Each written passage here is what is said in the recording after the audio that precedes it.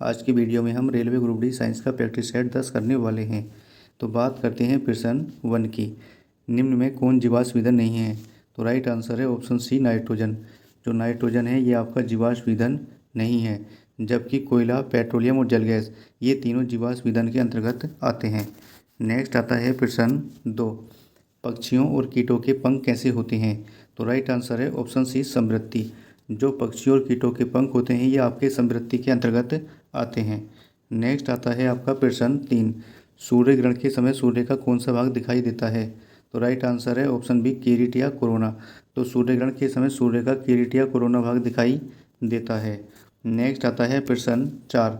आदर्श gas की ऊर्जा किस पर निर्भर करती है? तो राइट आंसर है ऑप्शन डी, मोल की संख्या पर। तो आदर्श गैस की जो ऊर्जा होती है वो मोल की संख्या पर निर्भर करती है। नेक्स्ट आता है प्रश्न 5। निम्न में कौन सा लो एक्स है? तो राइट आंसर है ऑप्शन बी, मैग्नीटाइट।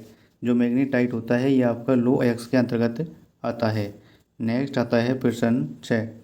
वायु के तापमान में परिवर्तन से ध्वनि का कौन सा गुण प्रभावित होता है? तो राइट आंसर है ऑप्शन डी, आवृत्ति। तो आवृत्ति आपकी क्या होती है? तापमान में परिवर्तन से प्रभावित हो जाती है। नेक्स्ट आता है आपका प्रश्न 7। निम्नलिखित में कौन भारतीय पक्षी विज्ञान विशेषज्ञ व्यक्ति था? तो राइट आंसर है option A, doctor Salim Ali. जो डॉक्टर सलीम अली थे ये आपके पक्षी वैज्ञानिक थे। नेक्स्ट आता है प्रश्न 8। प्रकाश में ध्रुवण की घटना से ये सिद्ध होता है कि प्रकाश तरंगें हैं। तो राइट आंसर है ऑप्शन सी, अनुप्रस्थ। जो प्रकाश तरंगें होती हैं वह आपकी अनुप्रस्थ तरंगें होती हैं। नेक्स्ट आता है प्रश्न 9। कोणीय संवेग निम्न में किसके बराबर है? तो राइट आंसर है ऑप्शन ए, कि जड़त्वागुण और कोणीय वेग के गुणनफल को कोणीय संवेग के नाम से जाना जाता है। नेक्स्ट आता है आपका प्रश्न 10। विकास का सिद्धांत किसके द्वारा प्रतिपादित किया गया था?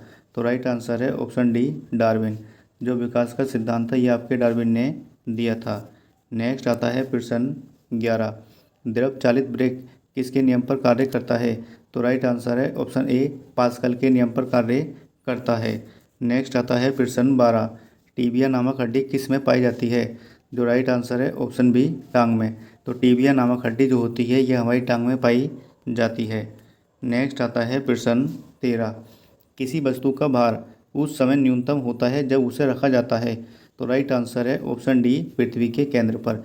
क्योंकि पृथ्वी के केंद्र पर जो गुरुत्वीय त्वरण स्मॉल जी होता है उसका मान शून्य होता है, और स्मॉल जी का मान शून्य होने से वहाँ पर जो भार होता है वो सबसे न्यूनतम होता है। तो नेक्स्ट आता है आपका प्रश्न 14। बारूद बनाने में निम्नलिखित में से किस एक का इस्तेमाल किया जाता है? तो राइट आंसर है ऑप्शन बी, पोटेशियम नाइट्रेट। तो बारूद बनाने में पोटेशियम नाइट्रेट का प्रयोग किया जाता है। नेक्स्ट आता है प्रश्न 15। पानी के गिलास में एक बर्फ़ का टुकड़ा तैर रहा है। जब बर्फ़ पिघलती है तो पानी के स्तर पर क्या प्रभाव पड़ेगा? तो राइट आंसर है ऑप्शन सी, उतना ही रहेगा, अर्थात कोई भी प्रभाव नहीं पड़ेगा। नेक्स्ट आता है आपका प्रश्न 16। पॉजिट्रॉन की खोज किसने की थी? तो राइट आंसर है ऑप्शन डी, एंडरसन। तो पॉजिट्रॉन की खोज आपके एंडरसन ने की थी। नेक्स्ट आता है आपका प्रश्न 17। निम्न में कौन एलपीजी का मुख्य घटक है? तो राइट आंसर है ऑप्शन डी, ब्यूटेन। जो ब्यूटेन होता है ये एलपीजी का मुख्य घटक होता है, और एलपीजी के अंदर आपकी ब्यूटेन और प्रोपेन गैसें पाई जाती हैं, लेकिन मुख्य रूप से आपकी ब्यूटेन गैस पाई जाती है। नेक्स्ट आता है आपका प्रश्न 18। स्टील में कठोरता प्रदान करने के लिए निम्नलिखित में से किसकी मात्रा बढ़ाई जाती है? तो राइट आंसर है ऑप्शन बी, मैग्नीज। तो स्टील को कठोरता प्रदान करने के लिए इसमें मैग्नीज की मात्रा बढ़ाई जाती है। नेक्स्ट आता है प्रश्न 19। किसी सरलोलक की लंबाई 4% बढ़ा दी जाए तो उसके आवर्तकाल पर क्या प्रभाव पड़ेगा?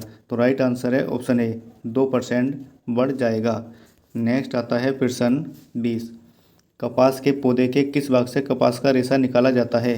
तो राइट आंसर है ऑप्शन डी, बीज।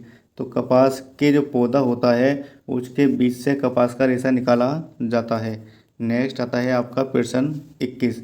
प्रकाश का रंग निश्चित किया जाता है किसके द्वारा? तो राइट आंसर है ऑप्शन सी, तरंग दैर्ध्य के द्वारा। तो प्रकाश का रंग तरंग दैर्ध्य द्वारा निश्चित किया जाता है। नेक्स्ट आता है प्रश्न 22। लाल कांच को अधिक ताप पर गर्म करने पर वह कैसा दिखाई देगा? तो राइट आंसर है ऑप्शन बी, हरा। लाल कांच को अधिक ताप पर गर्म करने पर वह आपका हरा दिखाई देता है। नेक्स्ट आता है प्रश्न 23। मोबाइल फ़ोन का आविष्कार किसने किया था? तो राइट आंसर है ऑप्शन सी, मार्टिन कपूर। तो मार्टिन कपूर ने मोबाइल फ़ोन का आविष्कार किया था। नेक्स्ट आता है आपका प्रश्न 24। प्याज लहसुन में गंध किस तत्व की उपस्थिति के कारण होता है? तो राइट आंसर है ऑप्शन सी पोटेशियम। जो प्याज या लहसुन में जो गंध आती है वो पोटेशियम तत्व की उपस्थिति के कारण आती है। नेक्स्ट क्वेश्चन आता है आपका प्रश्न 25 और ये आज का हमारा लास्ट क्वेश्चन है कि डीएनए फिंगरप्रिंट का प्रयोग किसकी पहचान के लिए किया जाता है?